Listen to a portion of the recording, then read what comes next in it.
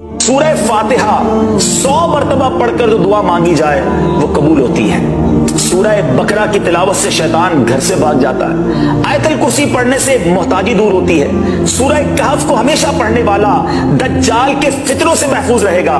वालिदैन की कब्र पर हर जुमा सूरह यासीन की तिलावत करने से उसकी हुरूफ की तादाद के बराबर उनके गुनाह बख्श दिए जाते हैं। सूरह अद-दुखान पढ़ने से मुश्किल दूर होती है। जो करीबुल मर्ग हो उस पर सूरह जासिया का दम करने से खात्मा बिलखैर होता है। सूरह हुजरात का पढ़ना और दम करके पीना घर में खैर और बरकत के लिए मुफीद है। सूरह काफ पढ़ने से जो बाग होते हैं उनके फलों में कसरत होती है। सुभान अल्लाह। सूरह रहमान 11 बार पढ़ने से तमाम मकासद पूरे होते हैं। सूरह वाक़िया जो शख्स रोजाना पढ़ेगा उसे कभी फाका ना होगा। सूरह मुल्क को हर रात पढ़ने वाला अज़ाबे कब्र से महफूज रहेगा।